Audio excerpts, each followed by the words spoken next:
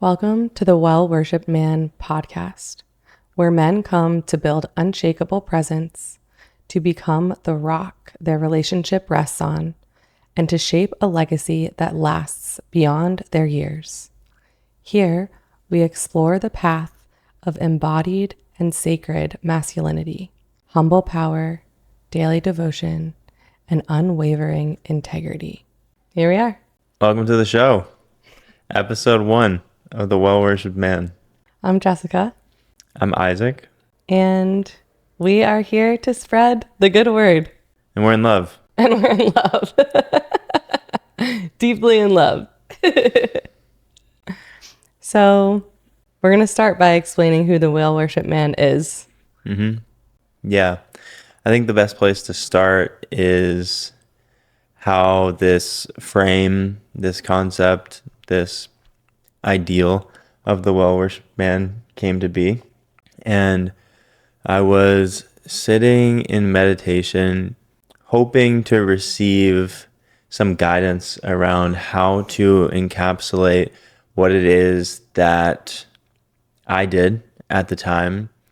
And it came through as I help guys become the men that women worship. And when I felt that come through, I had the same reaction as maybe what many of the listeners are having now. What reaction is that? Because it is easy to see how saying that men should be the men women worship would be triggering or aversive. And yeah, I want to be clear about what it felt like for you, because you're right. There probably are people feeling a similar thing.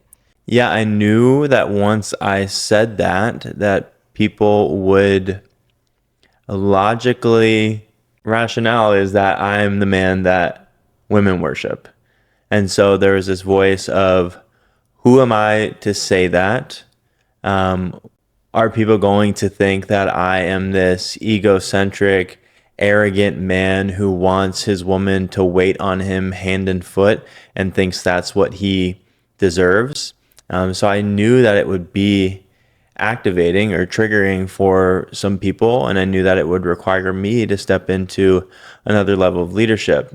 And I didn't tell anybody. I held it close to my chest because of that reaction that I had to it. But it felt right. And you were actually the first person that I shared it with. I was a little bit nervous, apprehensive to share it with you. But what was it like for you when I shared that? Well, before I share my reaction to it, I just want to reflect. It's interesting to hear that your reaction was, oh no, I'm going to be perceived as this guy who thinks he needs to be worshipped by women in general or waited on hand and foot by the woman he's dating. And I hadn't actually thought until this moment about your fears of being misperceived in offering this offering. I had mostly thought about what people would think of the mission. Like, oh, great, we want more men thinking they need to be worshipped. Ick. And like, how dare we think that there needs to be more men, quote unquote, being worshipped when there's already, we'll get into this, but so much patriarchy and masculinity and blah, blah, blah, all these things. So it's interesting to hear that it was more of this, like offering to your ego and willingness to be misperceived and presenting this rather than fear of the mission being understood. That's really sweet that you held what felt like truth. I hadn't actually realized that. So my experience when you told me was actually this full body yes. And I immediately felt the truth that you were sensing. My whole body was just in goosebumps and I actually listened to this podcast one time that called them truth bumps. It's this overwhelming full body sensation of that feels so true. My body just opened up in a new way. My acupuncturist calls them God bumps. Yeah, similar. Yeah, exactly.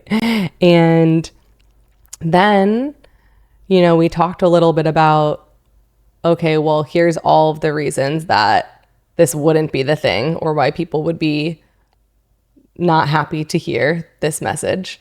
And that was just another reason that it validated, like, okay, yes, but that's why this is it. It's like the devotion that the word worship elicits is really what's missing from healthy relationships. And the embodiment of someone who elicits worship is what's missing in the masculine. So my experience was yes, I understand why this might be misperceived, and I'm also sure that it's correct. Yeah, and it also asks a lot of men to be the man worthy of worship.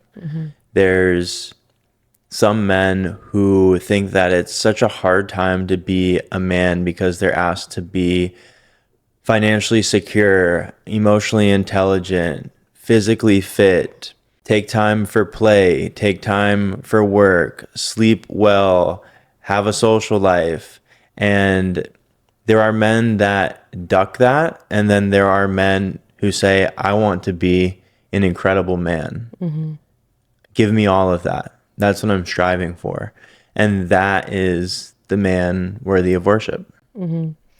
I think that it would be worth defining like what we mean by men worthy of worship. So since you are the man here, I'm curious what that means to you. Yeah, and this is the response that I feared when I came out with this statement of men worthy of worship didn't happen. It was more of a conversation like this of people like curious, like, what is that about? And when I had the conversations time and time again, once people understood, women, men, they were in full support of it. And so the first thing that I'll say is it's not a one-way street where Jessica worships me and she waits on me hand and foot, and that street only goes one way. It is a reciprocal relationship, and the women or the partner, they get to be worshipped as well. It's actually the only way that I can receive true worship from you, Jessica, is if your worship cup is full as well. And so when we think about what makes a man worthy of worship, he's present. His spiritual connection is priority number one. Another thing that turns people off of worship is people only worship gods. There's a spark of the divine within every man and every woman, and the man worthy of worship is conscious of his own. He doesn't try to hide it, but he stokes that spark and that fire within and understands himself as a spark of the divine, as a servant of God. And so that quest for his dharma, his mission, his divine assignment, and his devotion to that, to the exploration of what that is, or the carrying out of it once he knows, is a really important piece to being a man worthy of worship. I think that this idea of the terminology I use is great spirit in everyone is really significant, because a lot of religions will only talk about one God. And I think that maybe the spiritual followings that have different deities wouldn't actually have that big of a problem with using the term worship, because there's this offering and devotional practice. But in the monotheistic religions that are like, there's one God and only that God should be worshiped, there may be more of this impulsive aversion to what we're saying. And I'm feeling that because I was raised like very Catholic. And so I just want to highlight, this is kind of a can of worms for later, but there's one being from which we all came. I prefer the term Great Spirit, because then in the split of Great Spirit, there's a masculine energy, the God, and a feminine energy, the goddess. And I think that is really important for what you're talking about with this reciprocal devotion, this reciprocal worship, is I see the God in you, and I am not worshiping you above the one, but as an expression of it. And likewise, you see the goddess in me. Not like, ooh, Instagram goddess energy, like everyone is a princess, queen, blah, blah, blah, but like the goddess you see in me and worship me as an expression of her. And the connection of both of us is the embodiment of the Great Spirit. And that's where this energy of devotion and worship comes from. It's like, how would I ever not worship God if walking in front of me? Yeah. There's also a really key piece here about union or partnership, because Jessica is the only woman that I worship, and I'm the only man that she worships. Being a man worthy of worship is not about commanding the worship of a harem full of women or other men. It is really an intimate and singular experience that you get to have when you're in union. And to Jessica's point, when you understand, I don't know whether to say to Jessica's point or your point. I guess it would be your point. To your point, capital G goddess is not something that I will get to experience in this human form, not in its fullness and completeness. We just have these like breaks on our human perception that prevent us from having a complete experience of the divine. And you are the closest thing that I will experience to it. You are the human incarnation of capital G goddess here on this realm, and I respect you, trust you, revere you, and worship you as such. And that is going both ways. And that's what also creates this energy of being a man worthy of worship. It's like the hesitation that may exist collectively against the idea that more men should be worshiped. It's actually not what we're saying. We're not saying that more men should be worshiped. We're saying that more men should be the embodiment of worship. Should be men worthy of worship. Should be men worthy of worship. Should be men worshiping the goddess before them and acting as if they were the disciples of whichever form of God they follow. So it's not that any man is claiming the seat of God or Great Spirit, but it's that he's the embodiment of those teachings. He's the embodiment of truth and of love and of compassion and of service. And by way of being the expression of whatever form of Great Spirit someone worships, then inherently his woman is going to engage with him differently. Yeah, absolutely. It's if we think of, the sun as Great Spirit, and it casts its light to earth, and then there is a shadow. The shadow is not the sun, but the shadow wouldn't exist without the sun.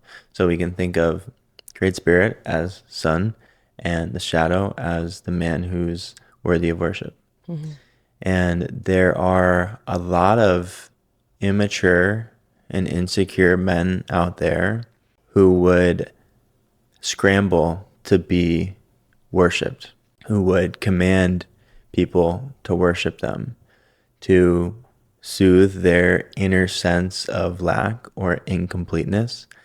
And there's a quote from Game of Thrones that any man who says I am the king is no king. So these men who are commanding that they be worshipped are not worthy of worship. Worship happens. I don't come home at the end of the day and look at you and say, worship me. Worship me, woman. Oh my God. That's No. crazy. No. It is a natural result of embodying that spark of the divine, of embodying truth in your mission, of embodying a strong backbone and a knowing of who you are, and a commitment to your own self-understanding, and a commitment to serve those people around you. Worship is a downstream effect. It's not the goal. That's right. Yeah, to this point, I think that's something that speaks really loudly about what the king is, or what worship actually is that in countries that had monarchies and had royalty, the root belief of that was that they were the most connected to Great Spirit. So you have the monarchy, you have the king, and he is believed, and his wife, the queen, are believed to be the descendants of God, basically.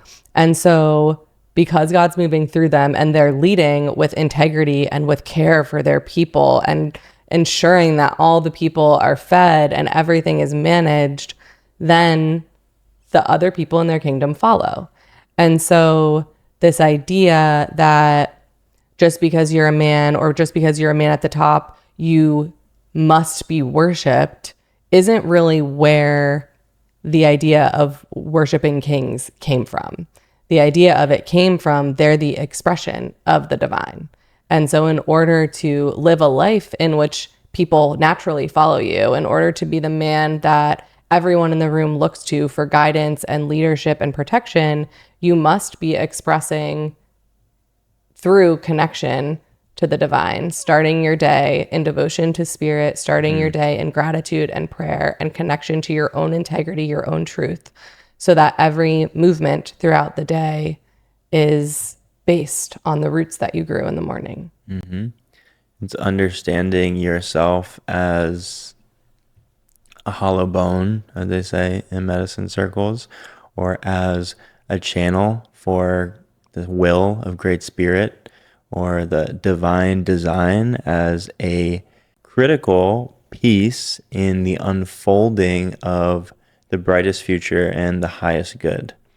And you talked about royalty, and there's been great kings and bad kings.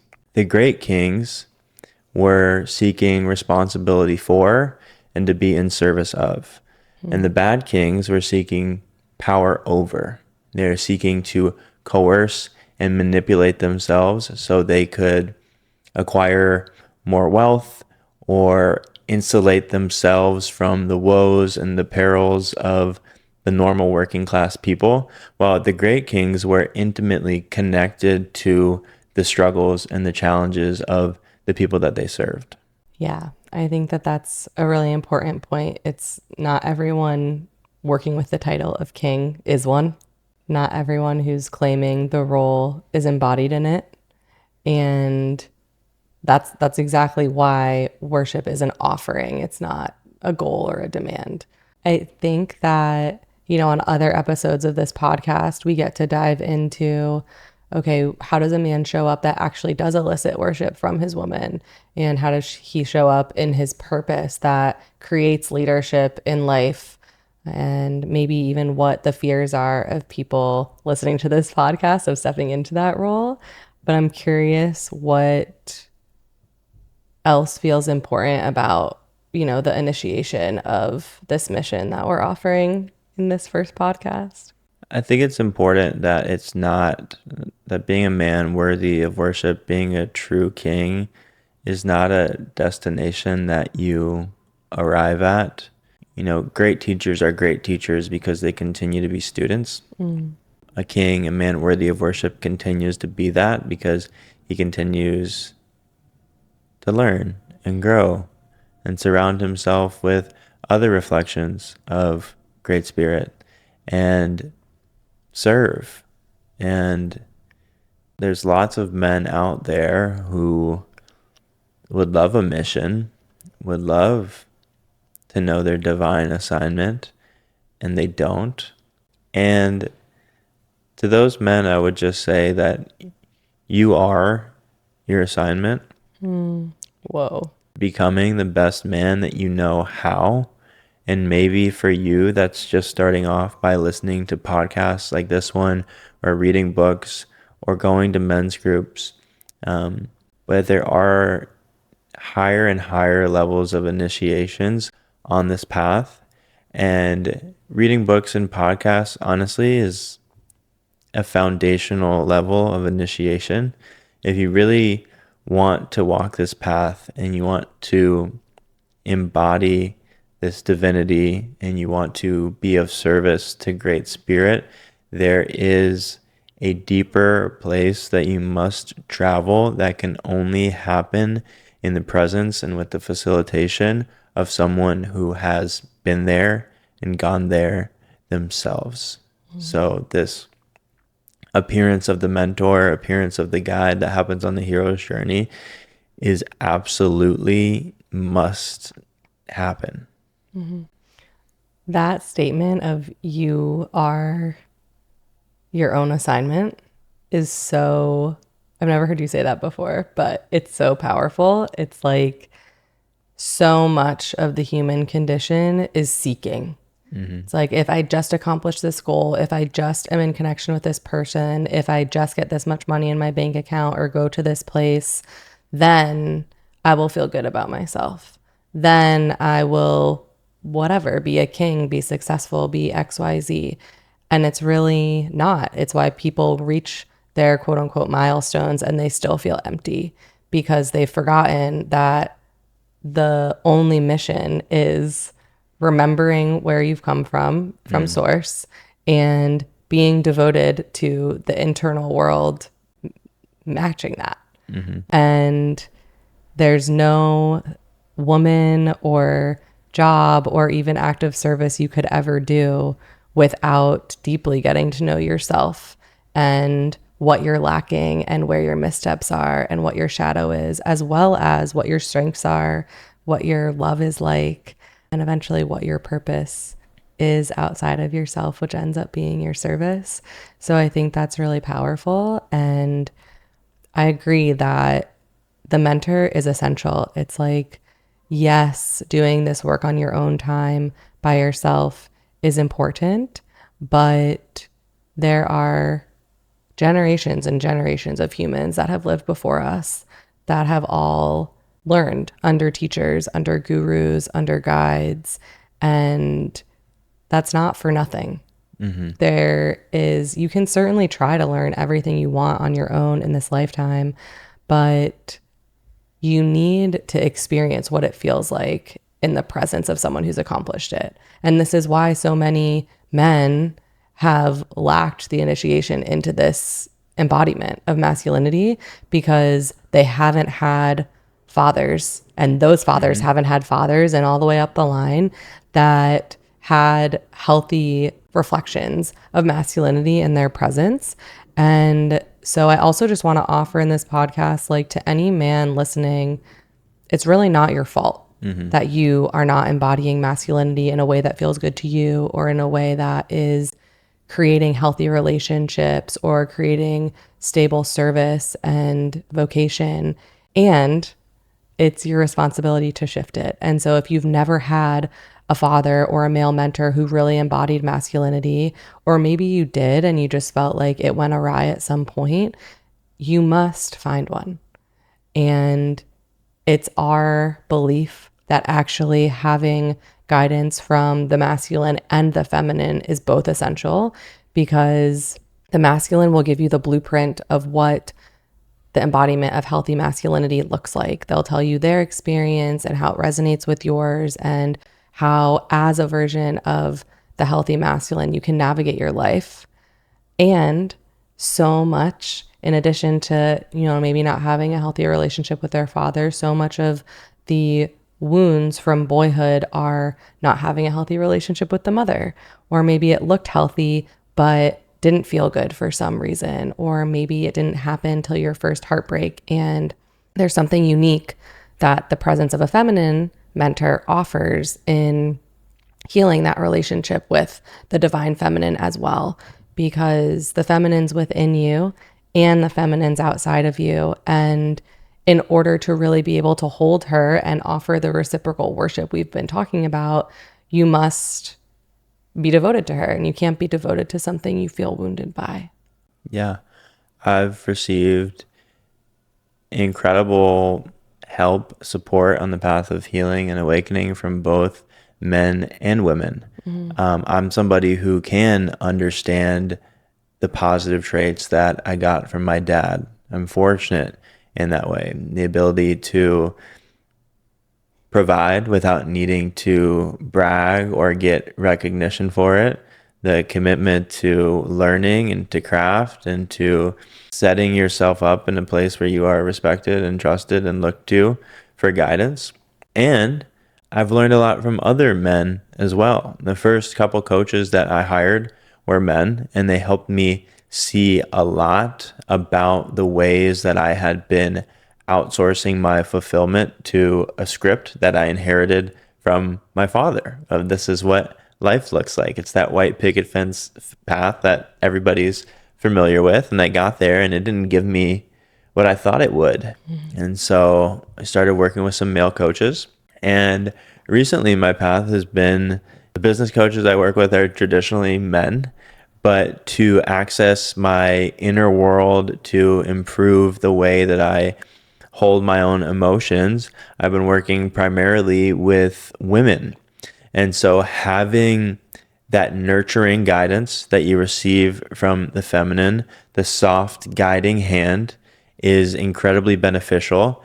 And then having somebody put both hands on your head and have you stare at what isn't working in your life, that masculine intensity, loving and compassionate, but unfaltering.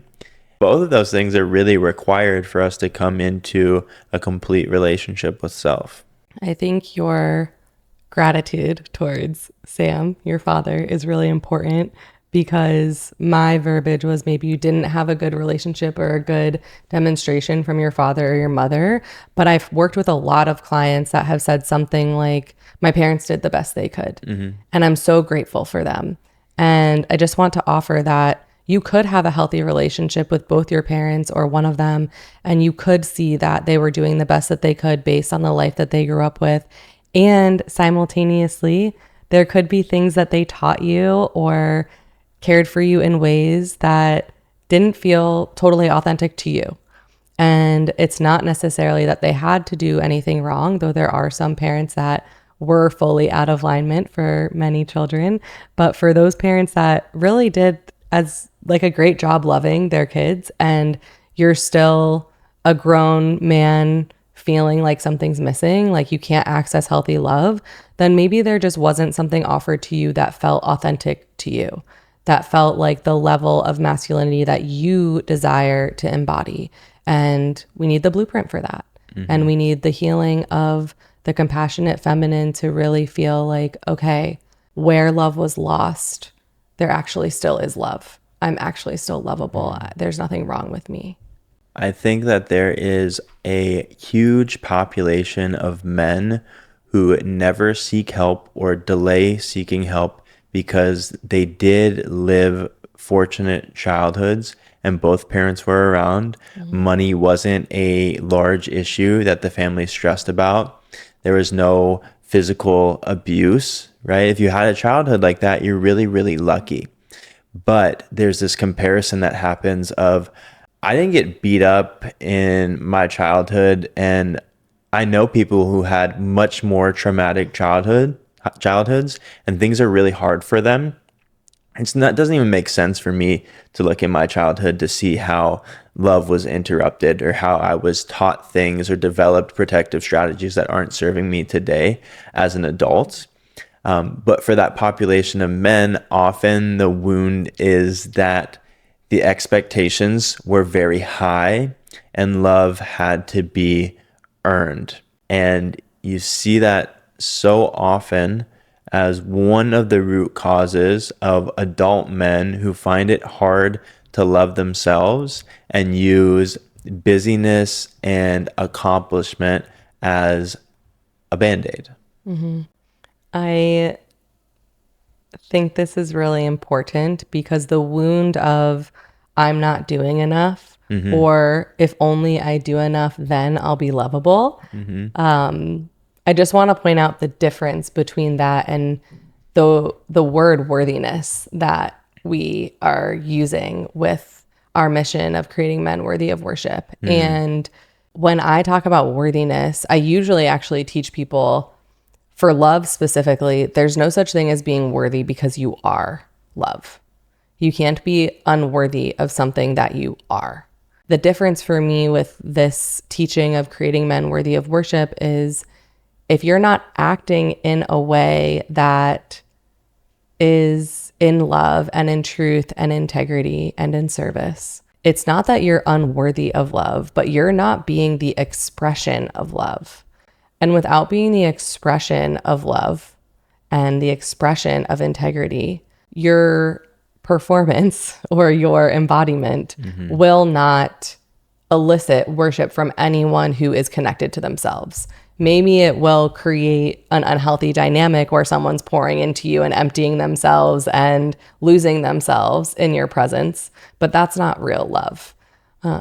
Because only when we're deeply connected to ourselves can we really be deeply in connection with someone else. And so it's not to say that really in their purest form, all men would be worthy of worship, but it's that most men are walking around in this state of disconnection from source, from themselves, from the feminine. And thus, when the shadow is that large, they simply cannot be worshiped or given power because it will only be used for harm. Yeah.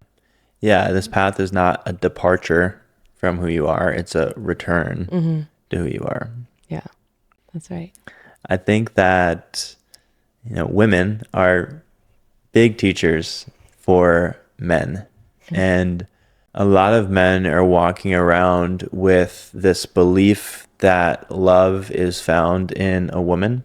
And you mentioned the truth that we are love and that love is never leaving. But when we don't understand that at a cellular level, the waves of life knock us around all over the place, right? We get in an argument with our woman, or our woman leaves us, and all of a sudden we're reduced to this insecure, immature shell of the man that we were when she was around. At a younger time in my life, I felt my best when I had a roster. And if I didn't, I was constantly on the hunt to fill those roster spots. It's like I needed something outside of me. And that's what happens is you approach women from need and not from desire. And that is repellent to women who are mature and are on their own path of healing. It is not what will inspire worship. Yeah. And I mean, throughout the course and life of this podcast, we'll be talking so much about like the way that relational dynamics move. It's our intention to share what true union looks like throughout the course of this podcast, and also to offer the blueprints of what divine masculinity looks like through men who are in service and are in love. But this goes back to, what we were saying earlier about the seeking versus the being. It's like, if you need someone to fill a hole in your heart or a hole in your sense of worth or the way that you value yourself, then even if someone is providing that nourishment for you, it could never actually be devotion or worship because it's fueling the ego instead of the heart. It's fueling a hole instead of creating a gift. If I'm patching up holes in a leaky apartment, it's much different than, leaving a gift at your door. And so the house must be full. The house must be stable. The house must be secure and abundant before any offering is going to feel like devotion or a gift. Yeah, it's like this distinction from the immature ego place of I'm just trying to be okay to the mature, spiritually integrated place of I'm love.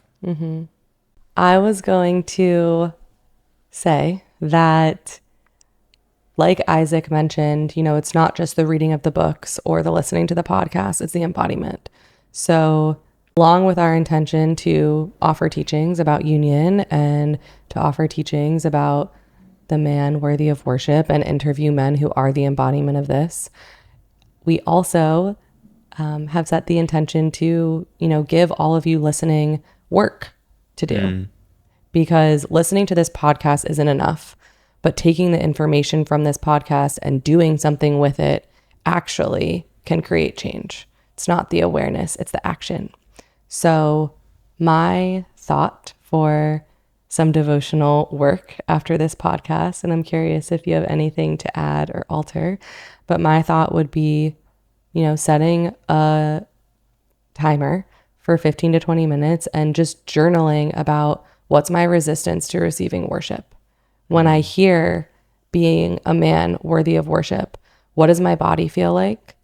What comes up for me? We can leave maybe some of these questions in the notes for people to actually, reflect on. But really sitting with, okay, if I want to walk this path of becoming the embodiment of divine, sacred masculinity that will naturally elicit worship from my woman and a turning to from my community when they're in a time of need, what's my resistance to it? Because I need to know that.